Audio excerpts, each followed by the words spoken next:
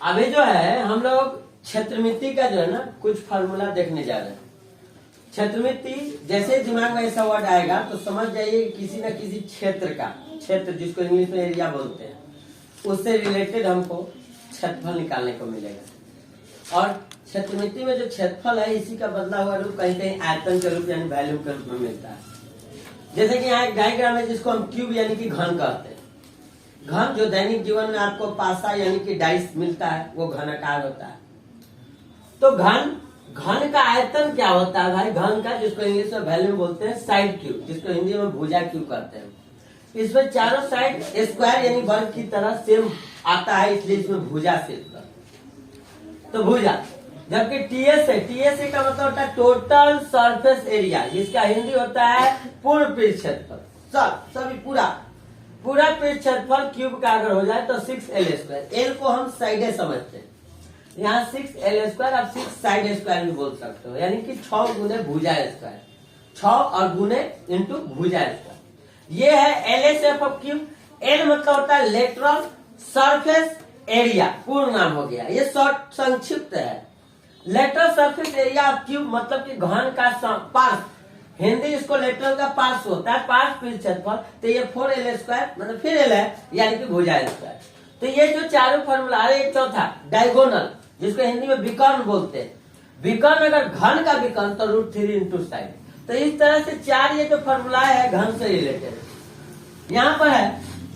यहाँ पर आपको क्या दिया हुआ है? तो यहाँ पर दिया हुआ है आपको क्यूबाइड, यानी कि अगर हम 2 क्यूब जोड़ देते हैं तो जो नया न्यू फिगर हमको प्राप्त होता है वो डायग्राम क्यूबाइड का होता है। क्यूबाइड जिसको हिंदी में घनाभ बोलते हैं। घनाभ का भी घन की तरह एक आयतन होगा। घनाभ का आयतन L गुने B गुने H। यहाँ जो L लिखा गया है, L से लेंथ होता है जिसका हिंदी लंबाई होता है, B से ब्रेथ होता है जिसका हिंदी चौड़ाई होता है, और H मतलब हाइट होता है जिसका हिंदी ऊंचाई होता है। तो ये लंबाई, चौड़ाई और ऊंचाई ये तीनों को इंटू कर देते हैं तो ये एक घनाभकार फिगर का आयतन निकल जाता है। इसमें में टीएसए यानी टोटल सरफेस एरिया यानी कि घनाभ का पूर्ण पृष्ठ क्षेत्रफल जो होता है, पूरा पृष्ठ क्षेत्रफल 2 इंटू LB। LB का मतलब हो गया लंबाई गुने चौड़ाई, इंटू है बीच में 2 into L into B plus B into H plus H into L। अगर मान के चलिए कि अगर आप नहीं समझे तो यहाँ पर माइनस और इंटू और प्लस में गलत हो जाता है बच्चों को।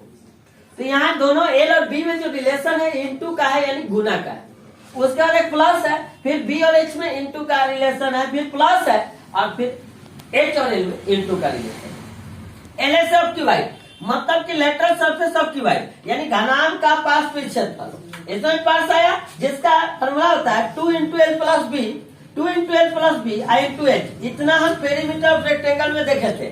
2 into L plus B perimeter of rectangle होता है, इंटू H कर देंगे तो ये क्या बन जाएगा? पार्श्व पृष्ठ क्षेत्रफल यानी लेटरल सरफेस बन जाएगा। और संयोग की बात यह है कि यही फॉर्मूला एरिया ऑफ रूम होता है, क्योंकि अगर हम रूम की बात की जाए तो रूम का जो शेप होता है वो क्यूबिकल होता है, मतलब क्यूबाइड होता है, और इसलिए इसमें भी LBH होता है। इसलिए LBH को लेकर हम ये एरिया ऑफ रूम भी समझ सकते हैं। आगे डायगोनल है यानी विकर्ण, तो रूट अंदर L² B² और H²। तो ये जो चार फॉर्मूला था क्यूबाइड से था। नेक्स्ट यहाँ लिखा है वर्ग। वर्ग का हिंदी होता है, वर्ग तो हिंदी है, इसका इंग्लिश स्क्वायर होता है। अब स्क्वायर तो इसमें क्या है? क्षेत्रफल यानी इसका एरिया। किसका एरिया भाई? वर्ग का एरिया। वर्ग का एरिया होता है क्या? Area of square side square होता है। जिसे यहाँ साइड के ऊपर क्यू था, क्यू मतलब 3, उसी तरह स्क्वायर मतलब 2। यहाँ लिखा है परिमाप, तो वर्ग का परिमाप 4 इंटू साइड यानी कि 4 इंटू भुजा होता है, 4 इंटू भुजा। और इसका विकर्ण की बात की जाए तो वर्ग का विकर्ण डायगोनल जो होता है √2 इंटू रूट में 2 होता है इंटू साइड यानी कि भुजा। तो ये जो आपको था यहाँ 3 डायग्राम क्यूब, क्यूबाइड और स्क्वायर था। अब हम लोग सिलेंडर में आएंगे। सिलेंडर फिगर जो आपके घर में सिलेंडर, गैस सिलेंडर होगा आपका, ये जितना ये कलम है, ये मार्कर है, इस सबका शेप सिलेंडर की तरह है। वायर लगा है सिलेंडर है, पाइप लगा है सिलेंडर है, रॉड लगा है विंडो वगैरह में वो सिलेंडर है, यानी सिलेंडर बहुत मिलता है हम लोग को। तो सिलेंडर का जो वॉल्यूम होता है वो होता है पाई, इसको पाई बोलते हैं। ये पाई लिखा हुआ है पाई। पाई का वैल्यू जो पाई साहब ने दिया 22/7 और या फिर 3.14, ये पाई का वैल्यू पहले से इंडिकेट है। हम हमेशा ये लगाते हैं 22/7, लेकिन कभी कभी कहता है कि 3.14 यूज करें तो वो यूज करना पड़ता है। तो ये लिखा हुआ है पाई का वैल्यू, मतलब पाई लिखा हुआ है और बगल में आर स्क्वायर है, आर स्क्वायर और एच।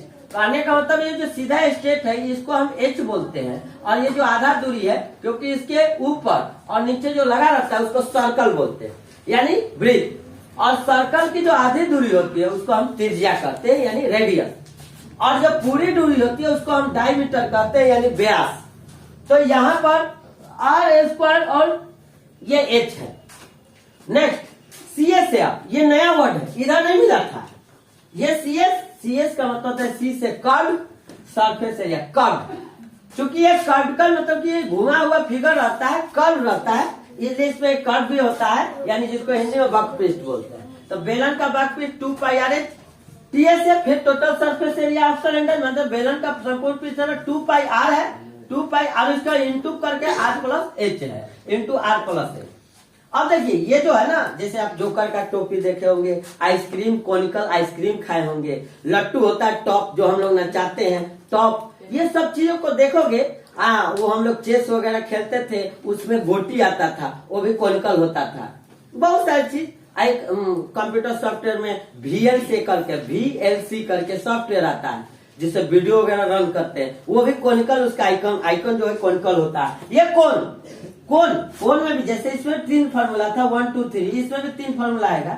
एक नंबर में क्या है, आयतन है, आयतन 1/3 अब πr², मतलब जो यहाँ पर था वही यहाँ पर है, बगल में सिर्फ 1/3 लग गया है। CSA मतलब कि कर्व सरफेस एरिया आप क्या कोन, यानी कि वक्रपृष्ठ क्षेत्रफल कोण की बात की जाए तो πrl। अब देखिए इसमें एक नया वर्ड एल आता है, क्योंकि इसमें एक तिरछी ऊंचाई होती है, तिरछी ऊंचाई। एल का मतलब इंग्लिश में साइलेंट हाइट होता है, साइलेंट हाइट, जिसको हिंदी में तिरछी ऊंचाई कहते हैं।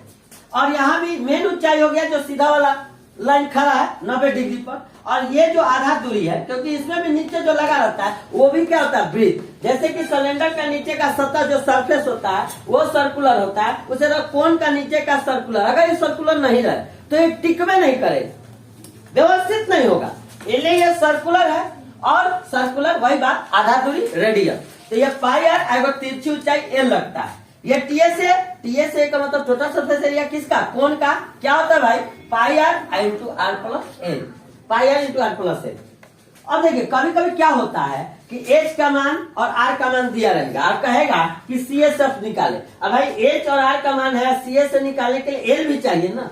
लो l तो है, ये नहीं है, तो l निकालना होगा हमको पहले ये फार्मूला, यानी कि एक नया फार्मूला l बराबर h² + r²। 5 है तो यहाँ 12 का स्क्वायर 144 होगा, 5 का स्क्वायर 25 होगा, और यहाँ पर जब जोड़ेंगे तो 169 169 होगा, यानी 169 का वर्गमूल रूट अंदर है तो स्क्वायर रूट निकालेंगे तो 13 होगा, यानी कि एल का मान क्या करे 13 निकाल। कभी क्या करेगा कि एल और आर दिया रहेगा, एच नहीं रहेगा, कहेगा वैल्यू निकालो, वैल्यू। अब भाई वैल्यू में तो एच चाहिए ना, तो हमको सबसे पहले एच का फॉर्मूला ये h² h = माइनस है -r²। फिर कभी कभी आर निकालना होगा तो l² - h²। तो ये 3 फार्मूला एक्स्ट्रा इसमें कोण में होता है। नेक्स्ट ये जो डायग्राम देख रहे हो स्फीयर यानी गोलाकार, आप फुटबॉल वगैरह देखे होंगे, वो सब गोल एकदम होता है। तो वैल्यू ऑफ मतलब कि वैल्यू किसका, स्फीयर का वैल्यू यानी 4/3 πr³। संयोग की बात है कि इसकी कोई हाइट नहीं होती, क्योंकि ये लुढ़कते रहता है ना, इसका फिक्स हाइट नहीं होता, हाइट है ये नहीं, तो इसमें हाइट नहीं होता है। ये जो लिखा हुआ है इसमें हाइट नहीं होता, न स्फीयर में हाइट होता है न हेमिस्फीयर में हाइट होता है।